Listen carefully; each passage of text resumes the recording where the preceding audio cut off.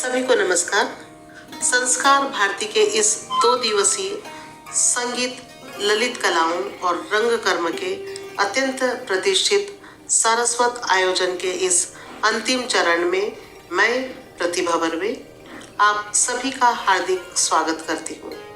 आइए इसमें हम देखते हैं पथिक इंदौर द्वारा प्रस्तुत देश और हमारे नगर के अग्रणी लघु कथाकारों की लघु कथाओं पर आधारित लघु कथा नाट्य छटा 2023।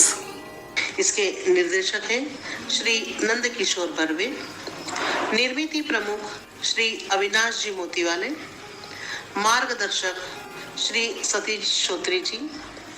इस नाट्य छटा में अपने उम्दा अभिनय से जिन कलाकारों ने संवारा है उनके प्रवेशानुसार नाम इस प्रकार है।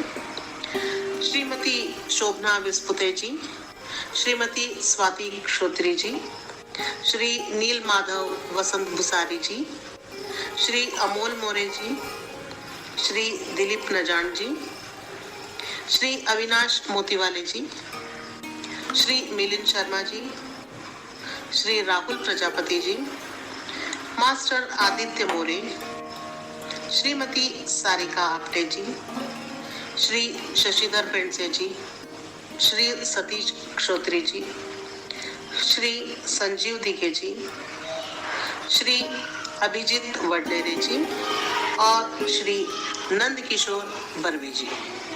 तो लीजिए प्रस्तुत है लघु कथा नाट्य छटा 2023। इसमें आइए सबसे पहले देखते हैं लघु कथा केसरी। लेखक नेत्राम भारती। नारी जब तक खुद को अबला समझती है तभी तक समस्या है। जब एक बार उसको अपनी शक्ति का भान हो जाता है तब जो होता है वह कल्पनातीत होता है। आइए ऐसी ही कुछ वानगी देखते हैं इस नाटिका में। तो देखते हैं लघु कथा केसरी।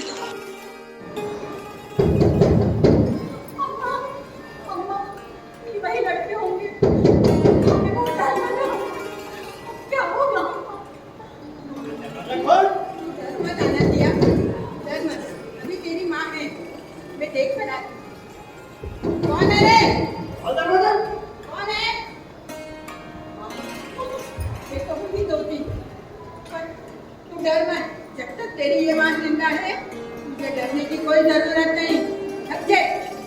हरामजादी, दरवाजा खोल। किसने रपट लगाती है? एक ना कर लेगी पुलिस। उसके आवन के पहले लाश बिछ जाएगी यहाँ पर। और दरवाजा। जितवा, दरवाजा नहीं खोल रही। खोल दरवाजा। और छोटी पकड़ के खींच ला दोनों कुतिया को बाहर।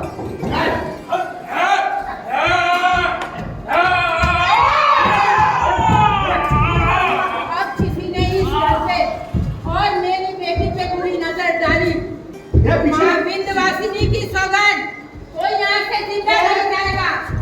अरे हरामजादो, मर्दो, अपनी मर्दानगी देखिए। ये खड़ी है आनंदिया।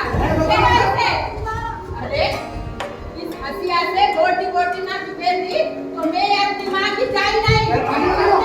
तुम्हारी ही बहन बेटी आगे बढ़े, तुम्हारी ही जात बिरादरी आगे बढ़े, दूसरों की बहन बेटी आगे ना बढ़े, वो तरक्की ना करे। यदि वो तरक्की करी तो तुम्हारी जान जाती है। भागो यहाँ से, भागो यहाँ से। फिर कभी इस गली में और इस घर में दिखाई दिए तो याद रखना जिंदा नहीं जाओगे, समझे? बोले मैं ना क्या हुआ बहन? कौन? गुंडा खितवा? अरे भागते के लिए साले नहीं नहीं सब कर देंगे। अगली प्रस्तुति में सुरेंद्र के पिता लेखक श्री पवन शर्मा। वृद्धावस्था में व्यक्ति शारीरिक रूप से भले ही अशक्त हो जाए लेकिन उसका मनोबल हिमालय से कम ऊंचा नहीं होता। अपनी स्मृतियों के साथ वह अकेले ही अपने घर में असीम शांति के साथ रहता है। देखते हैं इस लघु कथा में सुरेंद्र के पिता। नमस्कार। नमस्कार शर्मा जी, नमस्कार। आइए बैठिए। कैसे हैं? बस अच्छे हैं। आप बताइए। बहुत दिनों तो दिखाई नहीं दिए, बाहर गए थे? सुरेंद्र के पास गया। सुरेंद्र के पास? अच्छा। सुरेंद्र की माँ के जन्म के बाद मैं पहली बार गया, रोक नहीं पाया अपने आप। बहुत अच्छा लगा, सबको अच्छा लगा। कैसे हैं आप सबको? अच्छे हैं, अच्छे हैं। चंदन जी, पानी पिएंगे आप? अरे नहीं दादा, जो तकलीफ करते हैं आप। कलम के पास फिल्टर है, आप पहले ले सकते हैं। मैं ले लूँगा, फिल्टर। पहले ये सब नहीं करना पड़ता था। पहले आंटी जी थी ना, तो देखने की जरूरत ही नहीं पड़ती थी, वो सब कर लेती थी। सच कह रहे हैं आप।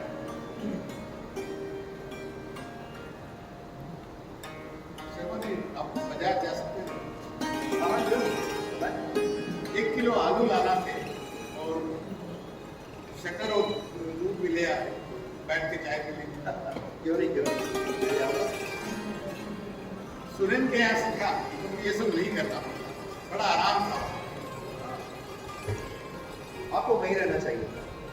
यहाँ परेशानी होती है और अकेलापन भी लगता है।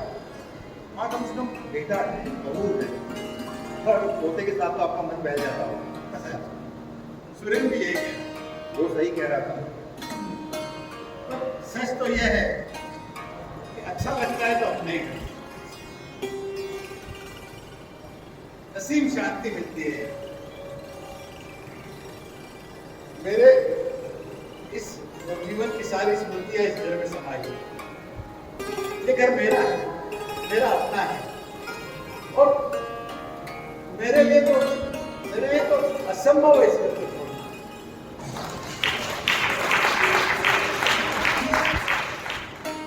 एक बार आदमी बड़ा अफसर बन गया तो समझो कि गया काम से। फिर उसके दैनंदिन जीवन में भी अफसरी चढ़ी ही रहती है। यहाँ तक कि संवेदना के क्षणों को भी वह स्वाभाविक रूप से जी नहीं पाता। अगली प्रस्तुति है डॉक्टर महेंद्र कुमार ठाकुर द्वारा लिखित यह लघु कथा। देखते हैं अफसर। वो एक पूरा अफसर, पूरा एकदम कड़क रॉ, उसकी चाल ही नहीं, हाव भाव में भी अफसर ही, उसका हर अंदाज एक अफसर था। उसे यदि कहीं जाना होता तो एक नौकर कार का दरवाजा खोलकर कहता, आइए सर, आइए। वो जहां भी जाता वहां दूसरा नौकर कार का दरवाजा खोल के आइए सर, आइए, नमस्कार सर। उसे यदि हस्ताक्षर करना होते तो एक नौकर पेन आगे बढ़ा देता, जी सर, एक मिनट, और यहाँ हस्ताक्षर कर दीजिए, और यहाँ भी धन्यवाद। उसे यदि सिगरेट पीना हो तो एक और नौकर उनके आगे सिगरेट बढ़ा देता, जी सर, लाया हूं ना, ये लीजिए सर, आपकी पसंद का ब्रांड है सर।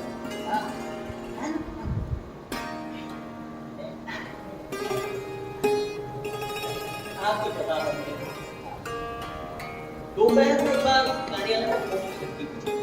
रिसीवर उनके पीए ने उठाया।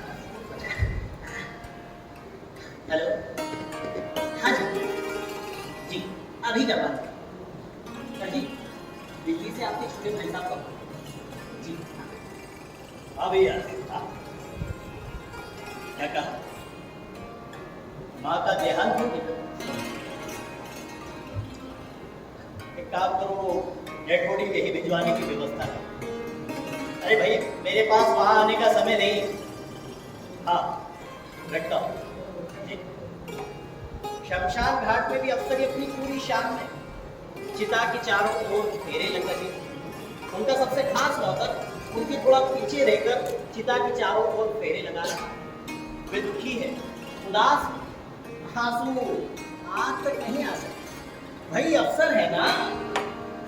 नौकर के हाथों का सहारा लेकर उन्होंने जलती लकड़ी का जलता हिस्सा मां के मृत मुंह तक पहुंचाया। चिता में लपटे फैल रही। उनका अफसरी अंदाज शान में अब भी मौजूद है। वे दुखी थे, उदास, किंतु आंसू आंख तक नहीं आ सकते। ये अफसर जो ठहरे, हाँ, उनके अधीनस्थ जरूर फूट फूट कर रो रहे।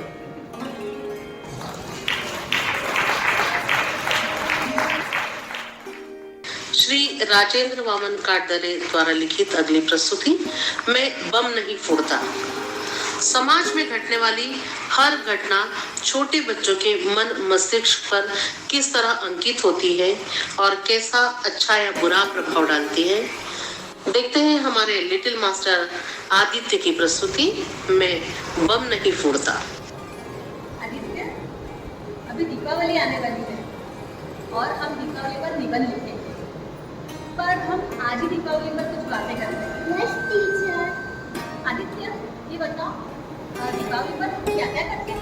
हम मिठाई खाते हैं और पड़ोस में भी देते हैं। और क्या करते हैं? हम घर में पुताई करते हम घर में पुताई करते हैं क्योंकि दीपावली के पहले बारिश आती है और बारिश में छोटे छोटे से कीड़े और मकड़ी घर में अपना जाला बना लेते हैं, तो हम उसे साफ करने के लिए पुताई करते हैं। ठीक है, और क्या करते हैं? टीचर हम दिए भी जलाते हैं। वेरी गुड, हम दिए भी जलाते हैं क्योंकि ऐसी मान्यता है कि उस दिन भगवान प्रभु श्री राम अपने घर अयोध्या लौटे थे और उनके स्वागत के लिए दिए जलाते हैं, चकरी जलाते हैं, अनार जलाते हैं और बम फोड़ते हैं। नहीं टीचर, मैं बम नहीं फोड़ता। बम फोड़ने से माँ मर जाती है, पापा का चेहरा खराब हो जाता है। बम बस आतंकवादी फोड़ते हैं। मैं बम नहीं फोड़ता, मैं बम नहीं फोड़ता।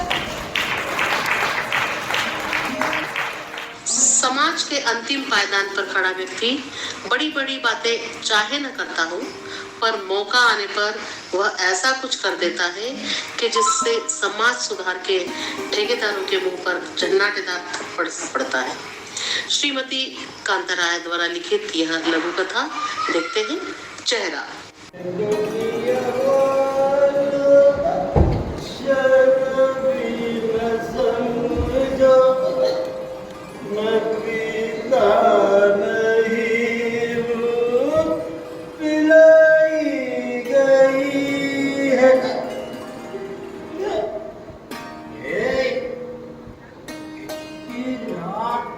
अकेले लड़की, कुछ तो गड़बड़ है भाई।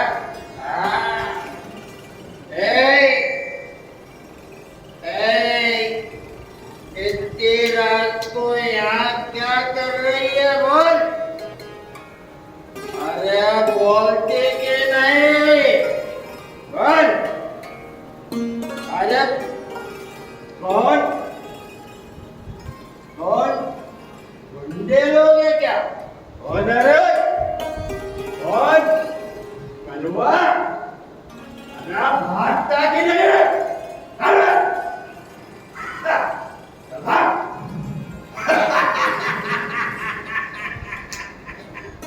भाग कैसे? भाग कैसे के सब? अब बता, इतनी रात को यहाँ अकेली कैसे और क्यों? कौन?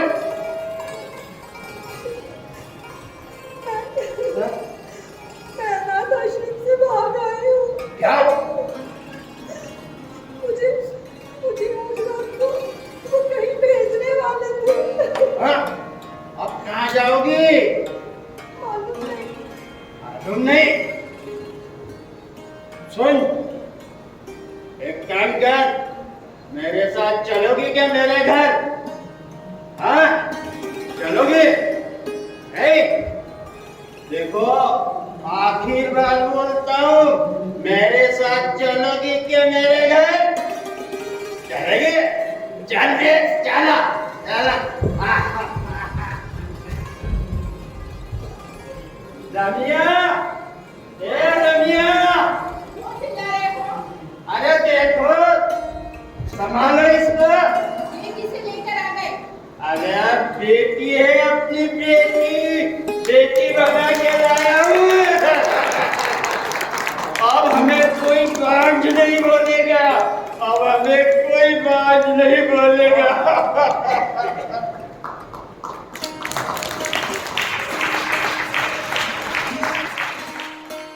सफेद पोश आदमी अपने एक चेहरे के पीछे कितने और कैसे कैसे मुखौटे लगाकर घूमता है, लेकिन जब कभी यह दिखावटी मुखौटा अचानक हट जाता है तब वह कहीं का नहीं रहता।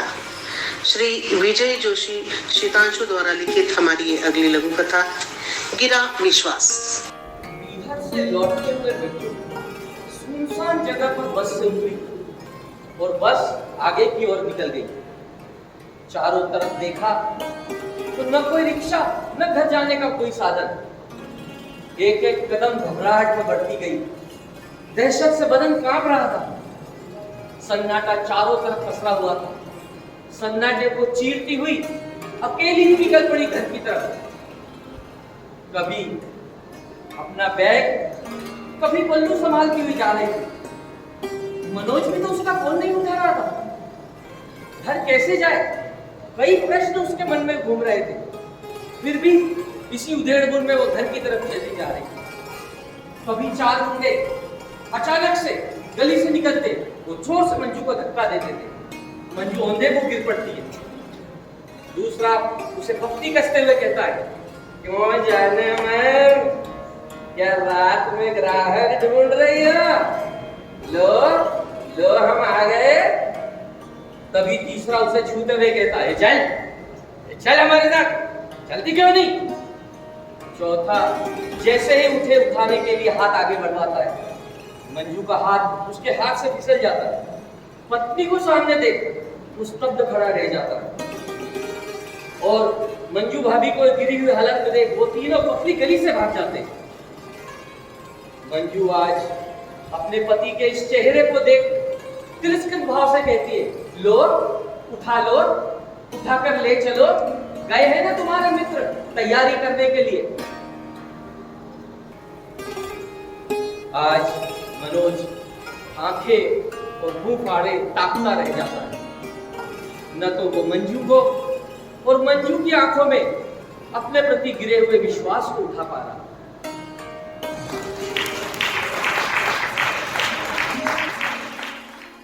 दूसरों को उपदेश देना बहुत सरल होता है, परंतु जब उसी उपदेश के पालन का खुद के जीवन में अवसर आता है तब व्यक्ति कितनी जल्दी फिसलता है। इसी की बानगी ये देखिए श्री उमेश महादोशी द्वारा लिखित हमारी ये लघु कथा है माँ की पीड़ा। सीमा बिटिया, अपनी माँ की खैर खबर ले आ किसी दिन, वो बहुत दुखी है आजकल।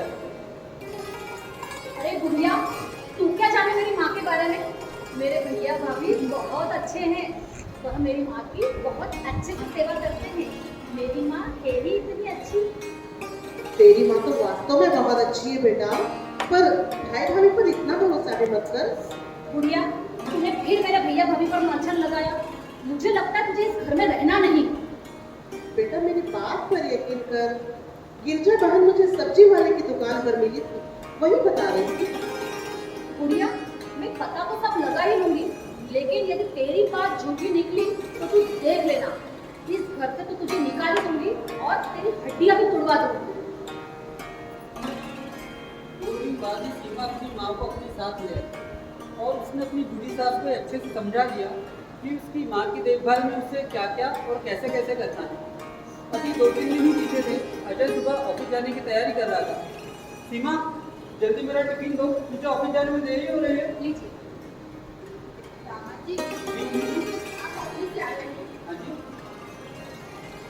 रास्ते में मुझे घर छोड़ के दिए। क्यों मम्मी? क्यों? कोई परेशानी है?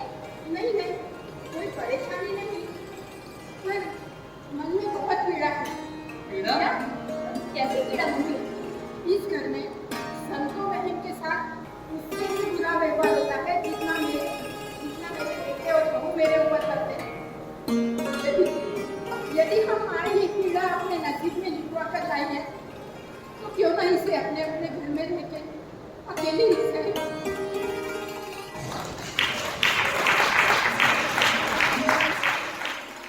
हमारी अगली प्रस्तुति श्रीमती सीमा व्यास द्वारा लिखित यह लघु कथा आवश्यकता। यह बिल्कुल भी जरूरी नहीं कि खुशियों के लिए या खुश रहने के लिए केवल बड़ी बड़ी बातों पर ही निर्भर रहा जाए। ये काम छोटी सी बात भी क्या खूबी से कर सकती है। यही कुछ बताती है सीमा व्यास की यह कथा आवश्यकता। सेठ जी, इस माह मेरी पगार मत काटना, मेरे को पूरी पगार दे देना।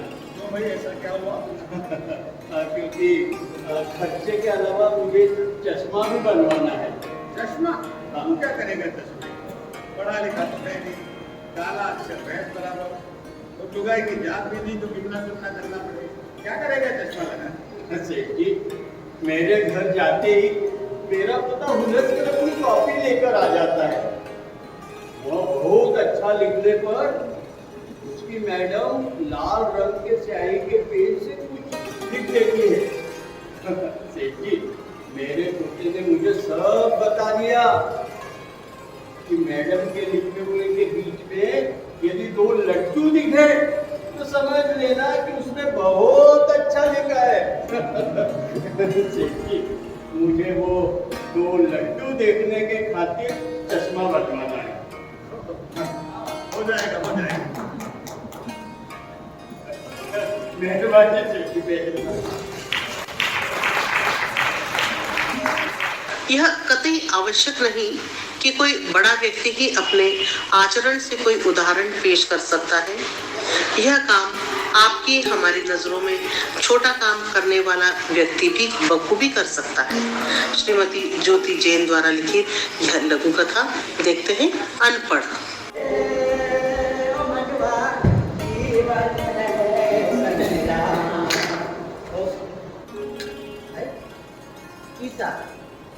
पर्स किसी का गिर गया है। चलो इसको पुलिस थाने ले आते हैं।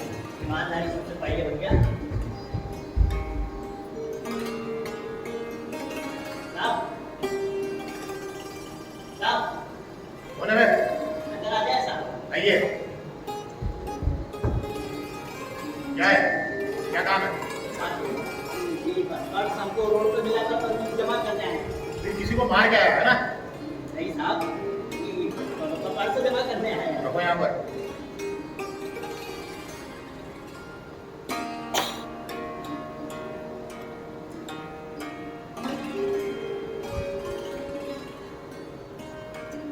क्या ये नई जनरेशन, ये प्लास्टिक मनी वाली 400-500 रुपए रखे हैं सब। तुमने क्यों नहीं वापस दे दिए? हम कैसे दे सकते थे? हो सकता चोरी का इल्जाम लगा देते। हम तो गरीब आदमी की चिप्पी नाम था हमारा।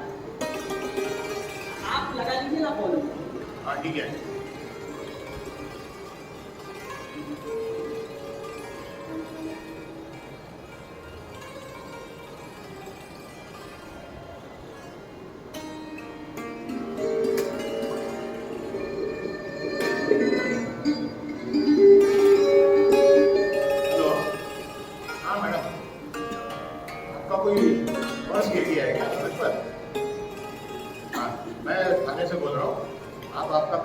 लेकर आइए और पर्स लेकर जाइए।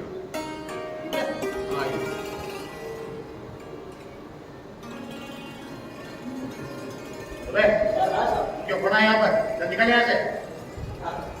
मेरा भी पर्स लेने आया ना, हम चले जाएंगे। अच्छा, इनाम के लालच में खड़ा है तू। पूरा चिप्पी है, चिप्पी।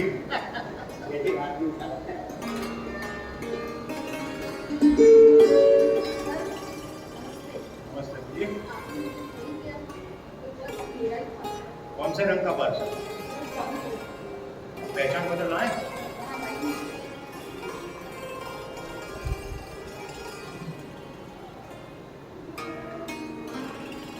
ये ना आपका पर्स, थोड़ा संभाल के रखा कीजिए, फिर चोरी का इल्जाम लगा देते हैं आप। ठीक है, आइए। अरे दीदी, हम तो बताने भूल गए, आपकी पर्स में ना ये लाल कलर की थैली भी थी दीदी। हाँ।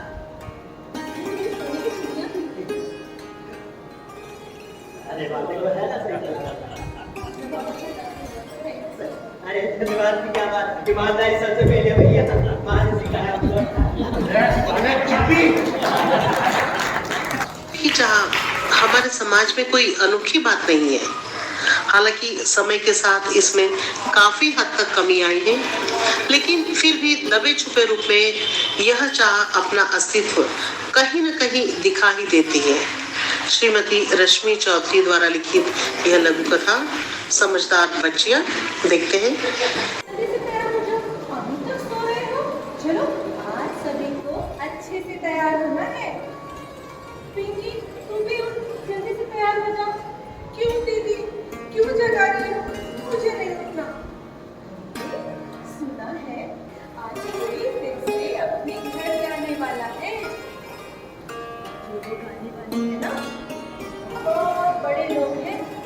पता नहीं आज किसकी किस्मत खुल जाए पिंकी। हो सकता है तेरी ही किस्मत खुल जाए। नहीं, मुझे नहीं उठना। उठना पड़ेगा बेटा। चलो तैयार हो जाओ जल्दी से। अनाथालय के बच्चों में सोनिया सबसे बड़ी और समझदार है। सो एक एक करके सबको जगाएगी।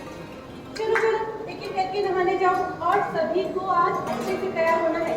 याद रखना अच्छे से। चलो अभी तक गए नहीं, चलो जाओ।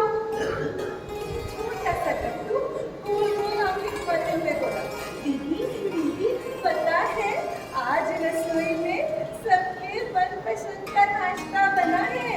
Yummy yummy.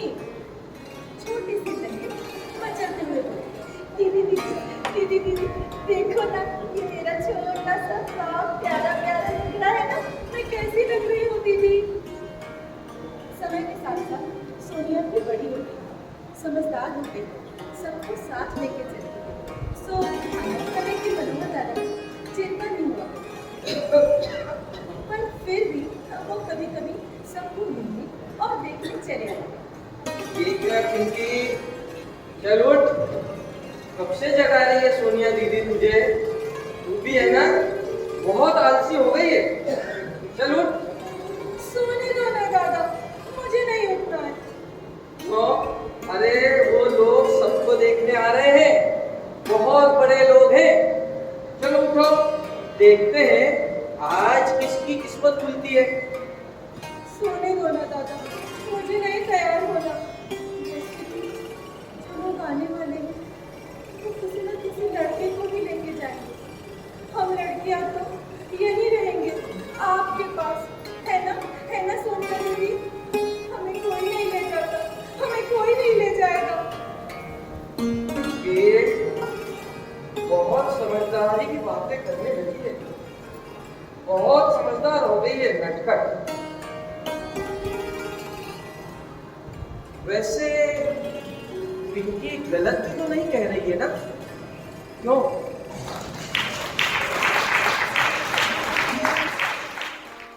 अगली प्रस्तुति है सैनिक का दर्द, लेखक श्री सुरेश रायकवाल। सीमा पर खड़ा सैनिक चाहे अपने कड़े अनुशासन में बंधा हो, लेकिन समाज में होने वाली घटनाओं से वह भी प्रभावित होता है। देखते हैं अगली प्रस्तुति सैनिक का दर्द।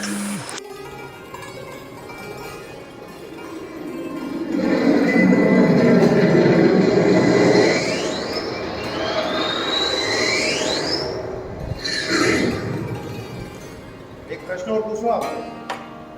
जी पूछिए। जीवन के लिए प्रतिकूल प्राकृतिक परिस्थितियों में आपको यह ड्यूटी देना कैसा लगता है? ये तो मेरे लिए गर्व की बात है। हर सैनिक का स्वप्न होता है कि उसकी तैनाती सीमा हो। आपको यह डर नहीं लगता? डर किस बात है? देश की रक्षा के लिए यदि प्राण भी न्यौछावर करना पड़े, ये हमारे लिए गर्व की बात है। ठीक है। और एक अंतिम प्रश्न पूछना चाहता हूँ आपसे। देश सेवा के दौरान आपको कभी किसी भी बात को लेकर दुख, पछतावा या खेद का अनुभव हुआ? हुआ है। दुश्मन देश को तो हम उसकी हर चाल का मुंहतोड़ जवाब देने में सक्षम हैं। लेकिन बहुत देश के भीतर से आवाज आती है, भारत तेरे टुकड़े होंगे, भारत तेरे टुकड़े होंगे।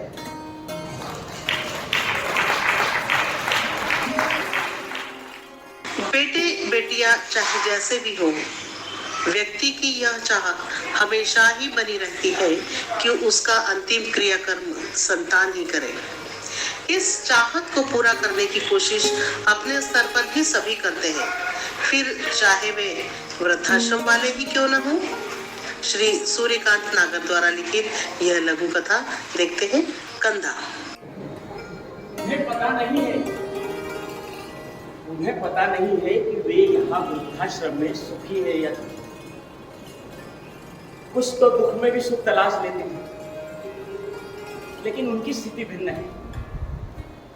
घर में मिलने वाली उपेक्षा, अपमान और अवहेलना की दृष्टि से तो वे यहाँ सुखी है, लेकिन घर परिवार, पोते पोतियों की याद उन्हें चैन नहीं लेने देती।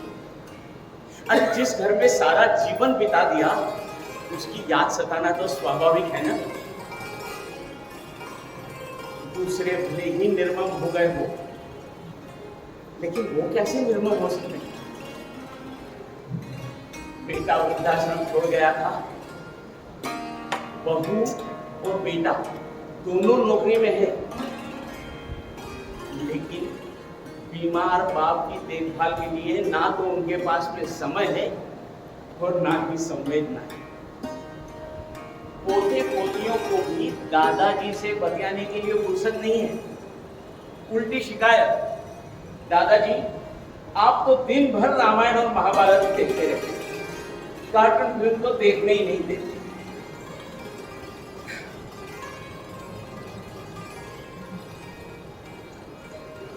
स्वर्गवासी पत्नी अब खूब याद आती। यह सही है कि वृद्धाश्रम में उनकी ठीक से देखभाल हो रही है। आरंभ में बेटा एक दो बार मिलने आया था, अब लंबे समय से उसके दर्शन नहीं।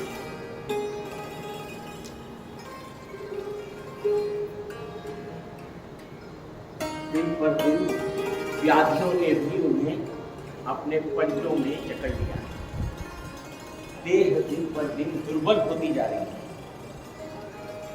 और फिर अचानक एक दिन सांस रुक गई। व्यवस्थापकों ने सोचा अंतिम समय में अगर बेटे का कंधा मिल जाएगा तो वे डर जाएंगे। लिखित पते के साथ फोन नंबर नहीं था। दर्ज पते पर सूचना देने के लिए एक कर्मचारी को भेजा।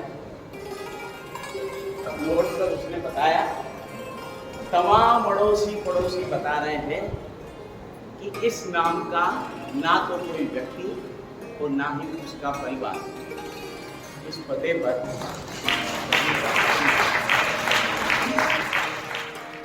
अगली प्रस्तुति है भूत बाधा। लेखिका डॉक्टर वसुधा गाडगिल। व्यक्ति के संस्कार और उसकी बातचीत दैनिक व्यवहार में न चाहते हुए भी परिलक्षित हो ही जाते हैं, फिर सामने वाले को उससे चाहे जैसी पीड़ा क्यों न हो। देखते हैं भूत बाधा में।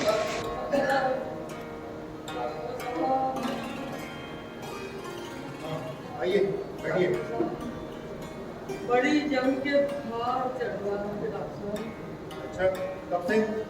देव को यशोदे से बहुत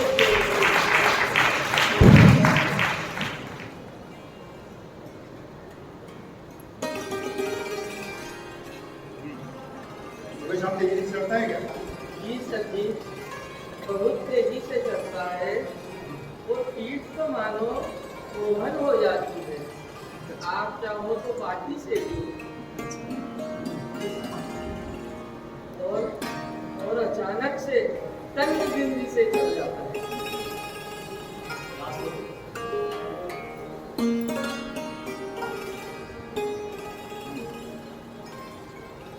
जबान दिखाओ। जबान तो एकदम वाइटम वाइट हो रही है सर। वाइटम वाइट? एकदम वाइटम वाइट। बहुत बड़ी चीज आया करो। वाइटम वाइट हो रही है। देखिए मैं दवाई नहीं देता हूँ, ठीक हो जाओ। सर जी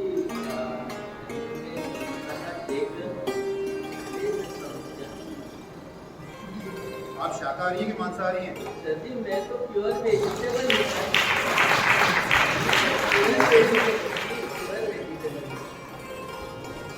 लेकिन कभी कभी खा जाता। अच्छा।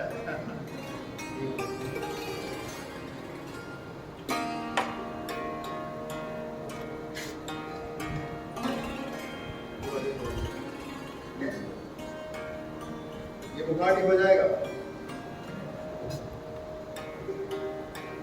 इनका ये बुखार तो ठीक हो जाएगा, लेकिन इनकी भाषा पर जो भूत बाधा का बुखार चढ़ा हुआ है उसको उतारना भी बहुत जरूरी है, नहीं?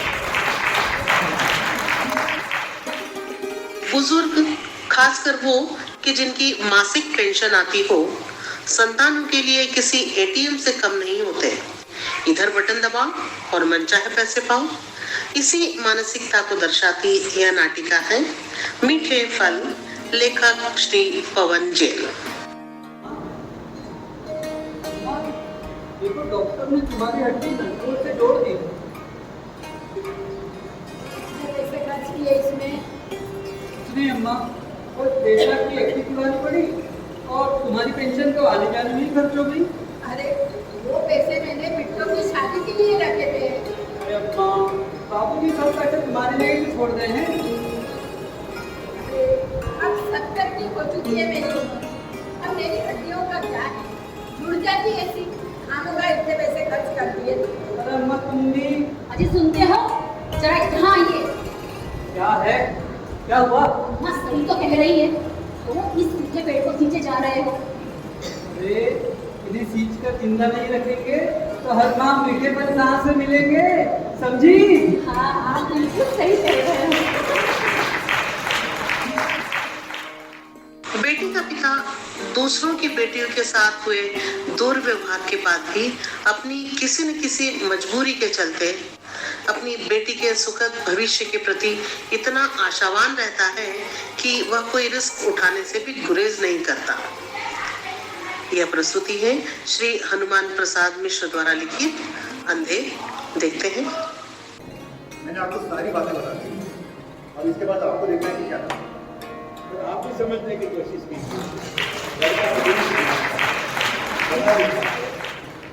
घरदार है, खेती बाड़ी है और ऊंची नौकरी है, और क्या चाहिए?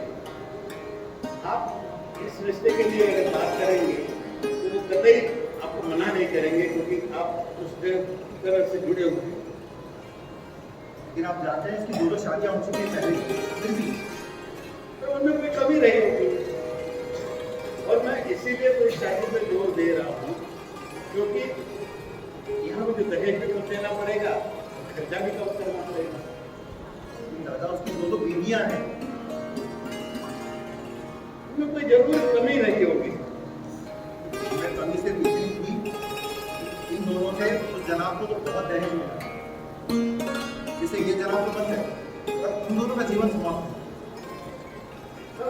मेरी लड़की के साथ ऐसा नहीं। हर माता पिता ऐसे ही सोचते हैं कि उनकी बेटी के साथ ऐसा नहीं हो।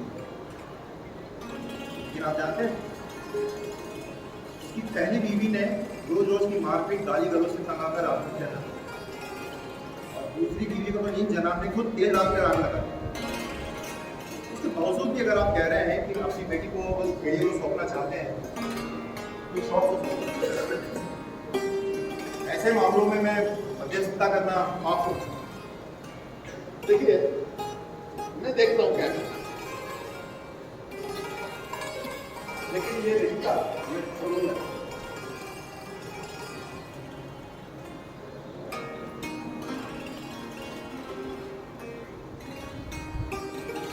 जब तक समाज में इनके जैसे पात्र के अंदर रहेंगे ना, दहेज प्रथा और दहेज हत्याओं का सिलसिला यूं ही चलता रहेगा।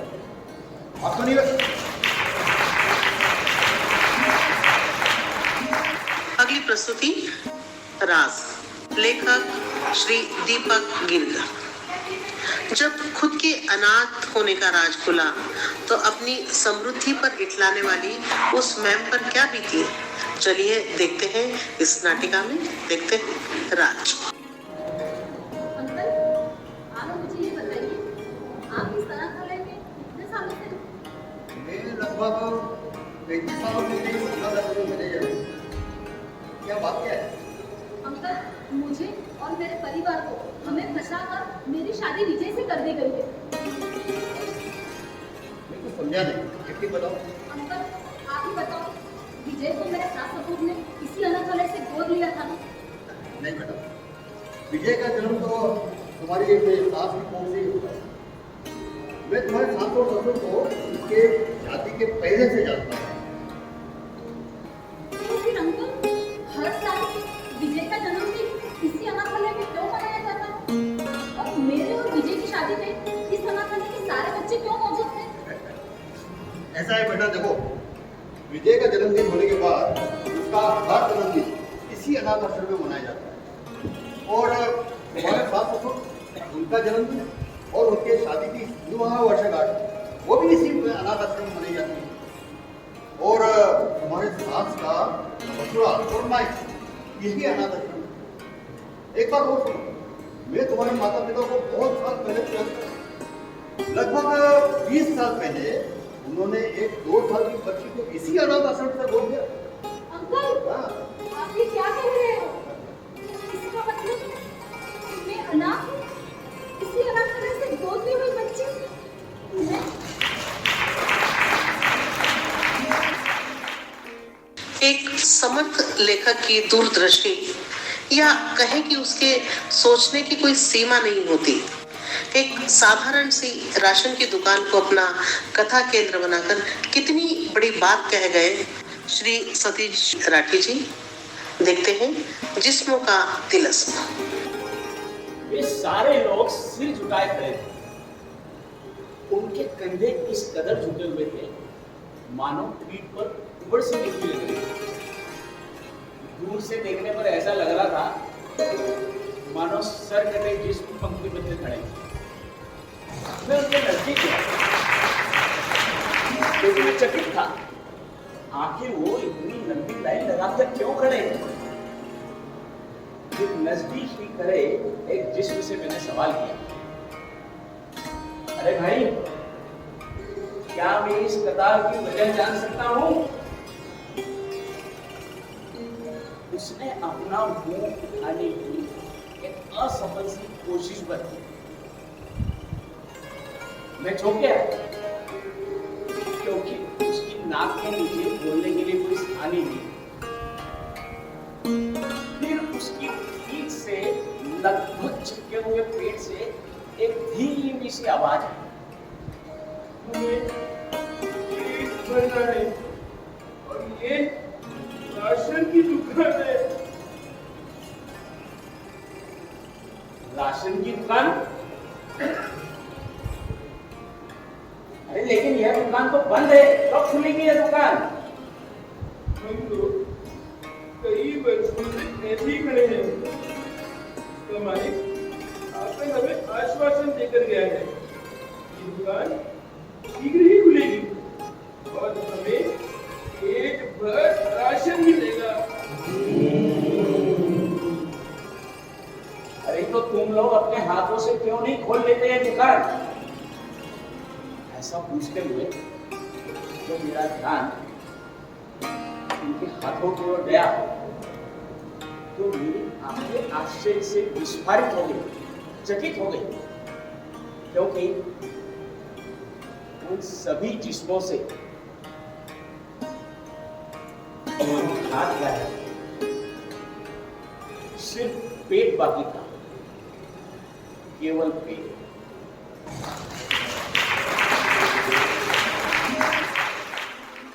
बुजुर्गों से छुटकारा पाने के लिए आदमी कैसे कैसे जतन करता है।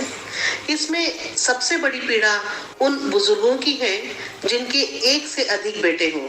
अब यही कटु सत्य हम देखते हैं श्रीमती अंतरा करोड़े द्वारा लिखित यह लघु कथा बार कोडिंग।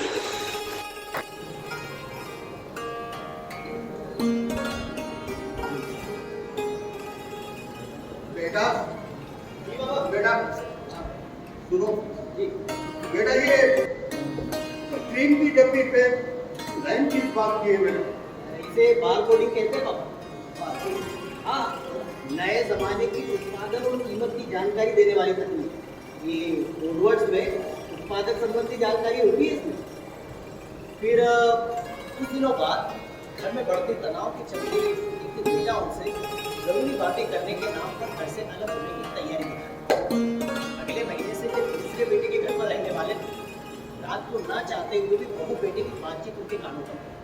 बेटा कह रहा था, क्या हुआ? 3-4 बार मैं भी उन्हें घर के बिगड़ते बजट का हवाला दे चुका हूँ। यहाँ तक कि दवाइयों के बिल्स भी बताए थे उन्हें, और तो और उनके रखे नौकर का हिसाब किताब भी बताया। तब भी तो वे समझे नहीं और यही डटे रहे। देखो, मैंने उनको साफ साफ बोल दिया, बस इसी नजदीकी की बात। अरे ये पुराने जमाने के लोग हैं, ये क्या समझे बार कोडिंग? इन्हें तो बस प्राइस टैग देखकर सामान खरीदने की आदत है। आप तो इन्हें सीधा सीधा कह दीजिए कि यहाँ से चले जाए। शर्मा जी वही गड़बड़ रहे। घर का बिगड़ता बजट, दवाइयों के बिल्स, नौकर का हिसाब किताब, ये सब एक एक कर लंबी रेखाओं में खींचते गए और शर्मा जी बारकोड में भेजने का मंतव्य भूल गए।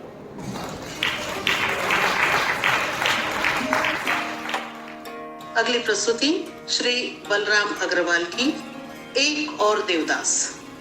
अपने शीर्षक लीक से हटकर और कथा के अंत में चौंका देने वाले देश के अग्रणी लघु कथाकार श्री बलराम अग्रवाल अपनी इस लघु कथा में भी ऐसे ही दर्शकों एवं पाठकों को चौंकाते हैं। तो देखते हैं एक और देवदास।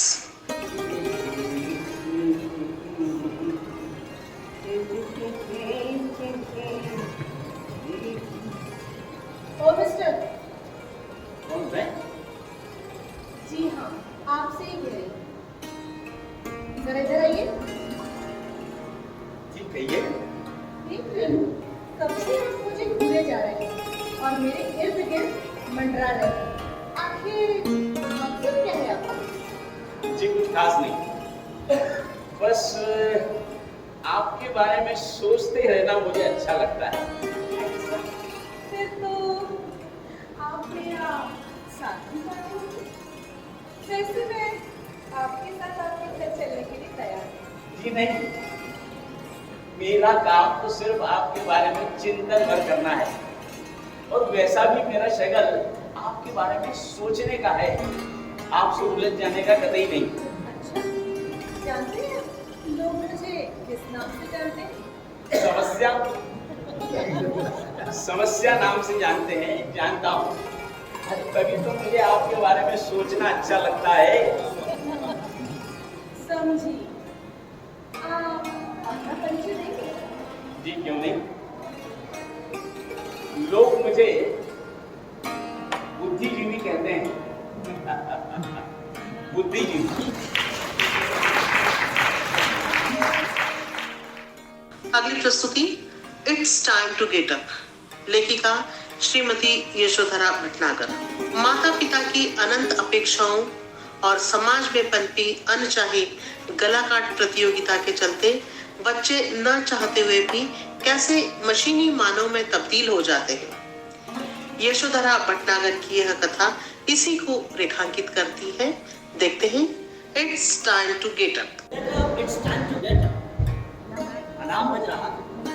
अलार्म बंद कर तकिए में मुंह छिपा सोने की कोशिश की। अरे ऑफिस के लिए देर हो जाएगी। बाहर झांक कर देखा, वही सोचा। दूर दूर तक फैले कंक्रीट के जंगल, सपाट सड़क पर दौड़ती चमचमाती बड़ी बड़ी कार, भागती जिंदगी। कुचूम कर नजर घुमाकर गुमसुम से अपने कमरे को देखा। समस्त वैभव से पूर्ण, कोई कमी नहीं, सब कुछ तो है उसके पास। पर क्या कुछ है? कुछ तो है। एक खालीपन मन को लगातार भरता जाता है। खालीपन भरा मन लगातार मन में टीस, एक टीस बनी ही रहती है। साइड टेबल पर खूबसूरत के प्रेम में माँ बाबा की चेहरे में एक प्रसन्नता की लकीर थी, किंतु तुरंत ही अवसाद की रेखा गहरी और लंबी हुई। 3 बरस हो गए माँ बाबा से मिले। कुछ तो महामारी, कुछ ऑफिस की व्यस्तता और कुछ आप तो जानते हैं बहुत से घटक प्रदेश में अनचाहे ही जुड़ जाते हैं। IIT की तैयारी के लिए 10वीं के बाद से ही घर से जो दूर हो, फिर कॉलेज, नौकरी, बेहतर अपॉर्चुनिटी, माँ बाबा के लिए पलकों से उन्हीं के सपनों को पूरा करते वो यहाँ तक आ पहुँचा। दूर प्रदेश में पूरी तरह से हमारी अगली प्रस्तुति है श्री RS माथुर द्वारा लिखित ठाकुर सेवा। घर में काम भी निपट जाए और तनाव भी न हो तो कितना अच्छा हो। ऐसी ही कुछ अप्रोच है इन ससुर साहब की। देखिए, बहू से काम करवा रहे हैं लेकिन कितना स्वस्थ माहौल है। देखते हैं ठाकुर सेवा में।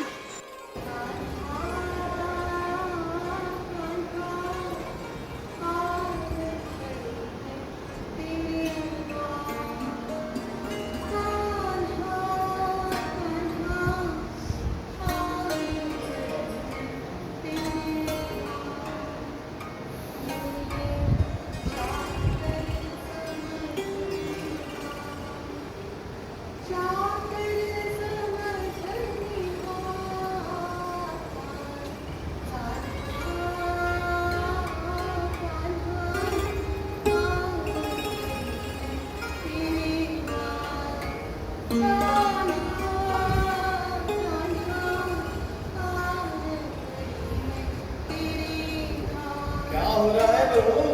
सवेरे से किस काम में लगे हो?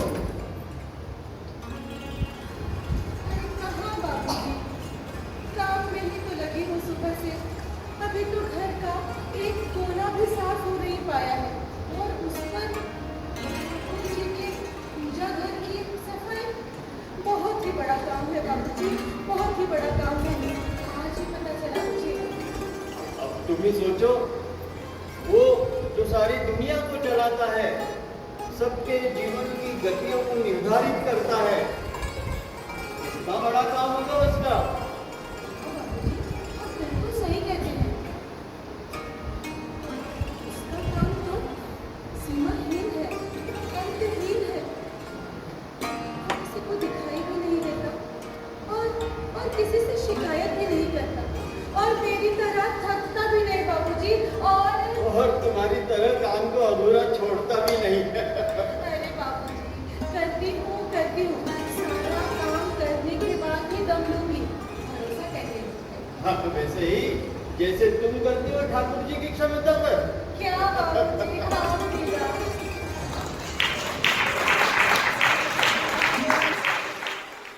अगली प्रस्तुति डॉक्टर योगेंद्र नाथ शुक्ल द्वारा लिखित एक लघु कथा खून सनी दीवारें। राष्ट्रीय स्मारक भी आजकल पिकनिक स्पॉट जैसे हो चले हैं। व्यक्ति जाता है, फोटो खींचता है और सोशल मीडिया पर अपलोड करके समझता है कि उसने बहुत बड़ा कोई काम कर डाला। इसी मानसिकता पर चोट करती यह कथा। देखते हैं खून सनी दीवारें।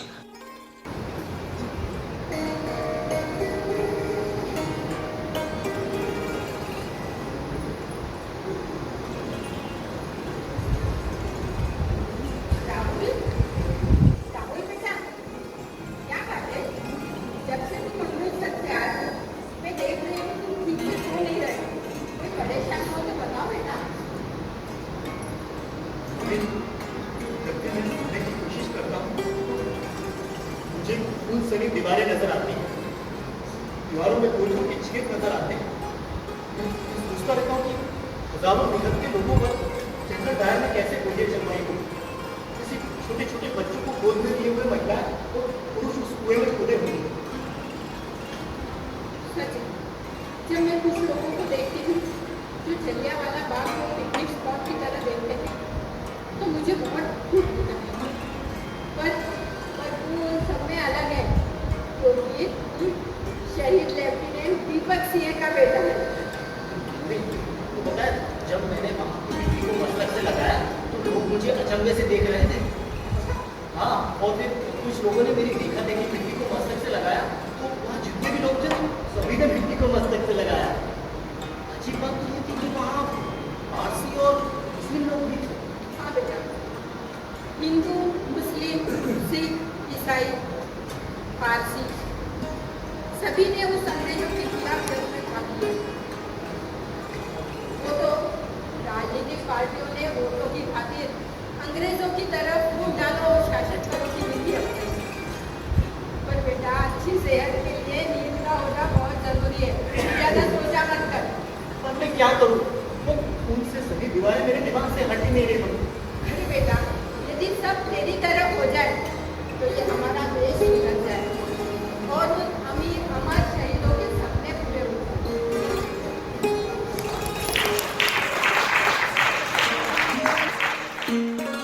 और हमारी आज की यह अंतिम प्रस्तुति श्री ब्रजेश कानूनगो द्वारा लिखित यह लघु कथा है रंग बैरंग। ब्रजेश कानूनगो जी की यह लघु कथा अपने में बहुत कुछ बिटवीन द लाइंस कहती है, बस इसे समझने की जरूरत है। तो देखते हैं रंग बैरंग। उस बस्ती में एक कपड़े की दुकान थी। दुकानदार 15 अगस्त और 26 जनवरी पर सोचता कि इस बार उसके पास उन कपड़ों की अच्छी बिक्री हुई जिससे तिरंगा बना। लेकिन ऐसा होता नहीं, तो बहुत निराश था, क्योंकि लोग या तो रेडीमेड कपड़े खरीदते झंडे के, या प्लास्टिक की पन्नियों से बने झंडे लगाते और अपने राष्ट्रीय कर्तव्य की अनदेखी करते। बहुत निराश था। एक दिन उसकी दुकान पर एक बूढ़ा, वो जो उसी बस्ती में सिलाई करके अपना गुजारा करता है। आइए आइए दादा, क्या दिखाओ आपको? अरे केसरिया कपड़ों चाहिए। केसरिया केसरिया कितना मीटर? मीटर नहीं, एक थान, पूरा थान चाहिए। बूढ़े ने केसरिया कपड़े का थान लिया और चलाया। दुकानदार बड़ा खुश हुआ और उसका ग्राहक मिला। थोड़ी देर बाद वही बूढ़ा फिर दुकान पर आया। आइए आइए दादा, कैसे हैं आप? ए छोटू, दादा वो केसरिया थान निकालते बेटा, पिछली बार किया था ना भैया। क्या हुआ दादा? अरे भाई केसरिया नहीं, आपकी बात हरो थाल चाहिए, हरो हरो। ए बेटा, दादा को हरा थाल नहीं बात। आइए, ये नहीं बेटा, इससे नीचे वाला, इसके भी नीचे वाला था। आइए आइए। बूढ़े ने हरे रंग का थाल लिया और चला। दुकानदार फिर बहुत अच्छा काम किया है। थोड़ी देर बाद शहरवासियों ने देखा गली मोहल्ला चौराहे पर केसरिया और हरे रंग के झंडे लग रहे। फिर एक दिन पूरा शहर बार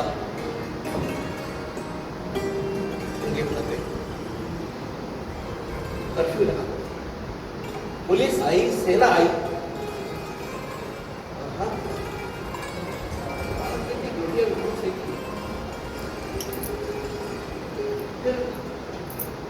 समय के साथ जैसा कि होता है, कर्फ्यू में हिल दुकानदार ने बड़ी उम्मीद से फिर दुकान खोली और वो बूढ़ा फिर आइए आइए दादा, आज कौन से रंग का थान दिखाऊं आपको?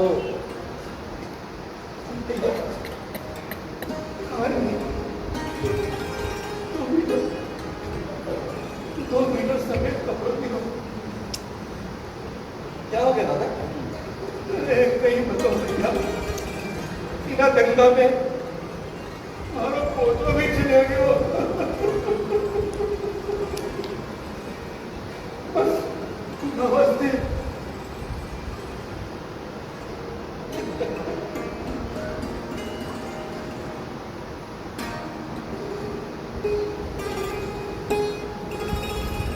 शाम तक उस दिन ठंडी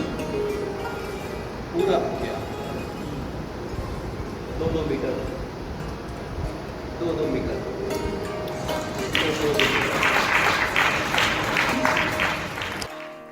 तो ये थी पथिक इंदौर की प्रस्तुति लघु कथा नाट्य छटा 2023। उम्मीद है हमारा यह प्रयास आपको पसंद आया होगा। आप सभी का बहुत बहुत धन्यवाद।